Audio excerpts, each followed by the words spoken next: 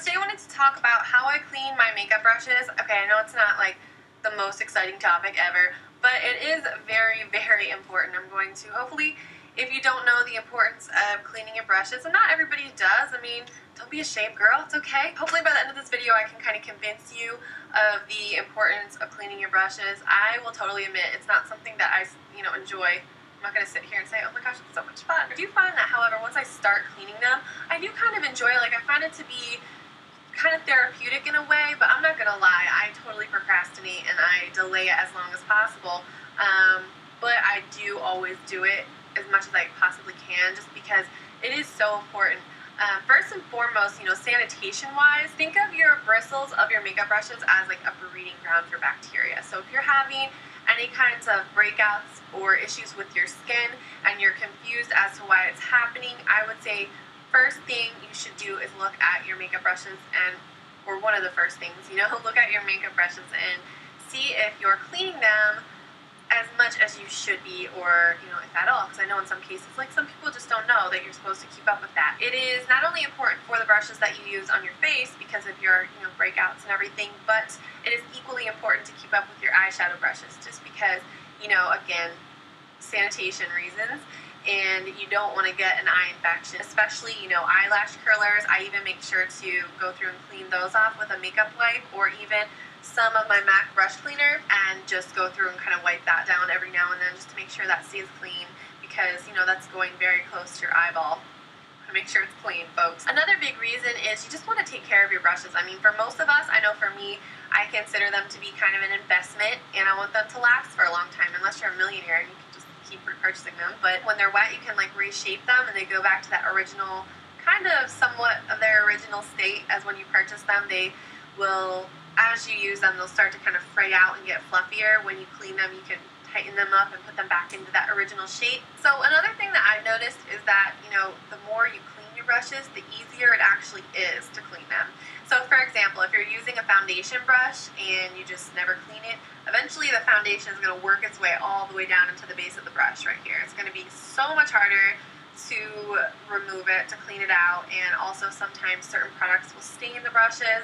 It'll be harder to get them nice and white again, and if you're constantly keeping up with that and maintaining your little cleaning routine, it's just the product isn't going to as easily work its way down into those spots where it's harder to get. Also, if you're using a really pigmented product, for example, a hot pink eyeshadow, and on a white brush like this, you might want to clean it right after you've actually used the product, because the longer it sits on bristles like this that are lighter colored, it might actually stain them, and it might be harder to clean them later on. The Sigma brushes that are like the white bristle brushes like this, they actually clean up very, very nicely. Like, they return to their original crisp white color pretty well, but it's just a little tip for you in case that's happened to you in the past. Usually I will do a good deep cleaning on my brushes about once a week, and then kind of spot treat as needed. So right now I'm going to show you really quickly how I spot clean my brushes. Maybe they have a really bright color on them and I want to use them for a different color, and I want to clean them really quick or something like that. Then I'm going to show you how I deep clean my brushes at my sink. And for both, I'll use the same cleanser. This is the MAC brush cleanser, and I've gone through countless bottles of this stuff, and I know it is a little pricey, but it's the only one that I found that I really, really like. Take some of my brush cleaner and paper towel, just pour a little bit on, just a tiny spot, and then I'll take my brush and just start swirling it. Like, first I'll kind of go like this, back and forth. This one isn't very dirty, but it's not the best example, but I'll just kind of go like that, back and forth. And if it's a longer brush, you can kind of swirl it around. You never want to mush the bristles in there or be really rough with it. That can cause the bristles to actually break. And usually I just keep doing that until I no longer see any like color coming off of the brush onto the paper towel. And then you can, if you still have some of that, you can flip to a new side and like a clean spot on the paper towel that's still wet, and just keep going until you, I reuse different sides. I don't just keep pouring it out. I'll like flip it over and find a new spot. So I switched to an E60 that I know is dirty so that you can kind of see a little bit better. So you can really see that this one needed to be cleaned. You just want to keep kind of wiggling it back and forth into the paper towel so that the cleanser really gets evenly distributed into the brush and kind of starts forming a little mini lather. And when that happens, then kind of give it another initial squeeze. And whenever you do that, you'll see more color coming out whenever you kind of squeeze it like that. Now I'm not really seeing any more of the brownish eyeshadow, so this one's pretty much good to go, and it should dry within about 20 minutes. Some of your, foundation or concealer brushes with a lot of bristles that are very densely packed, they might take longer to dry, like overnight. But usually with the smaller ones, either they're pretty much dry right away or within about 20 minutes you're good to go. So that's another reason I really like this brush cleanser from MAC. It just dries so quickly and it gets my brushes so clean, especially the white ones, which can be a little tricky sometimes. So now I'm going to take you to the sink and show you how I actually do the full deep cleaning. Okay guys, so the first thing that I do, you want to start off with clean hands because I use my hands to get a good lather.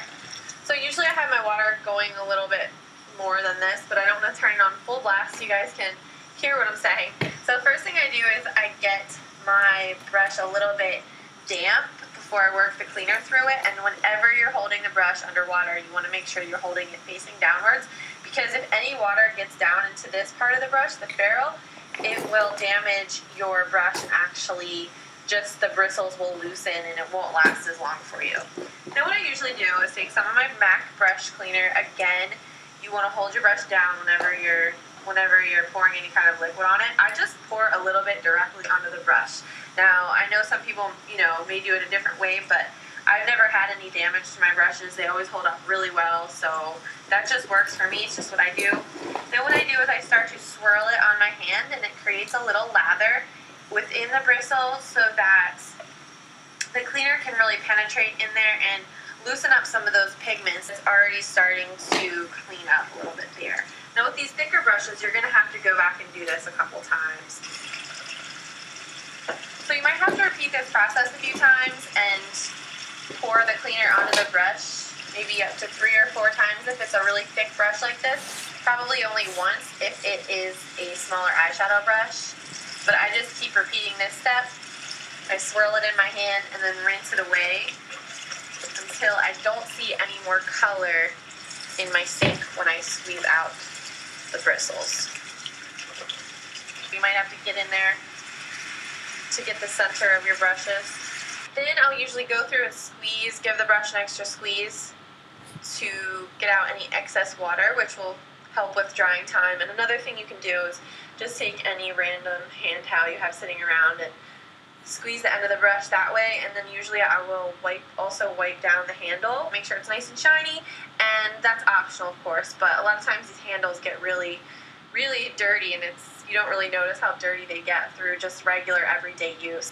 Then I usually lay out all of my brushes on my vanity so that they can dry, and I usually just rest them on a bandana just because that's what I have. I have lots of them laying around, but I would probably recommend something more absorbent, like a really fluffy hand towel or something. Sometimes what I'll do is take a bandana and roll it up long ways like this, and take another one and just lay it right on top, and that creates an angle, and that downward angle can be really helpful when you lay your brushes out, because that way there's no chance of any water getting into that ferrule part of the brush, which again can damage your brushes. So that's just a little extra insurance, and if you want, you can even scoot this out to the edge of whatever surface they're drying on. That way the air can really circulate to all sides of the bristles, and it helps it dry a little bit faster. If you don't want to do that, because sometimes they can slide off that way, you just want to maybe after a few hours just rotate them and flip them over. Also, just so I really drive this home,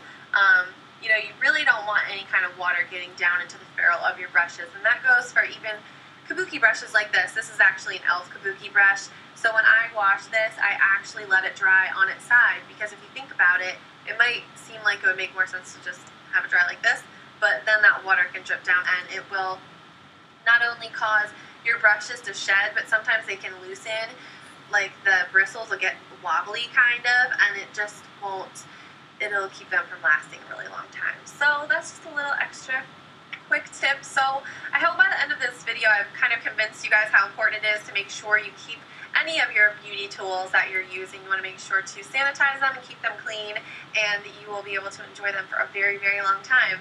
So I hope this was helpful and that maybe you picked up a few tips